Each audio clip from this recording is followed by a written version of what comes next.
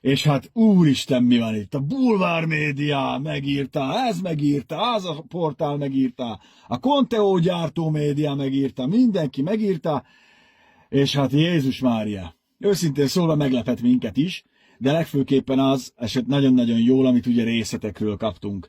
A biztatás, a támogatás, ez valami egészen elképesztő. Sose gondoltuk volna, hogy ez a Speed Zone dolog, ez ekkora.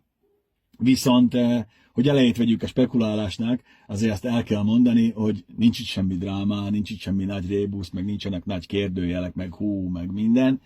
Nagyon egyszerű a megfejtés, és annak, hogy ezt megértsétek, az vissza kell menni az időbe 7 évet, amikor is Vinyussal együtt felállítottuk azt a tartalmi struktúrát, azt a műsor folyamot, azt a rovat struktúrát, azzal a frekvenciával, amivel eddig toltuk. Azzal a frekvenciával, amivel egyszerűen ezt már így nem lehet tovább csinálni. Ami akkor működött, és amiben akkor jók voltunk, és jól éreztük magunkat, abban már most nem.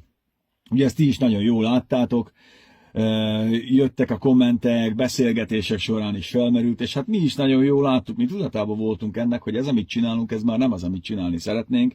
Egyszerűen két heti 7 videóval nem lehet garantálni a minőséget, a kreativitást, nem lehet garantálni azt, hogy mindenkinek jó kedve legyen, nem lehet garantálni azt, hogy ez egy kreatív, jó minőségű tartalmat előállító közeg legyen. Ez már 2024-ben nem működött. Hiszen a gépésznél jobban a gépet senki nem ismeri. Ugye ez állt ebben a posztban is. Úgyhogy úgy döntöttünk, hogy valami teljesen újat csinálunk, újra gondoljuk a minőségét a műsornak, a tartalomgyártás folyamát, a frekvenciát, és legfőképpen újra gondoljuk magunkat, hogy hogyan állunk ehhez hozzá. Mindent újba teszünk, és így a Speed Zone 7 évét lezárva, ennek az örökét azért visszük tovább, némiképp máshogyan, megújultan, mindenképpen jobb minőségbe magunk felé, és felétek is. Okvetlenül ez az elképzelésünk, ez nem került párhuzamba azzal, amit a Speed Zone brand, illetve YouTube csatorna örököse is elképzel, de hát ezzel nincs is semmi probléma.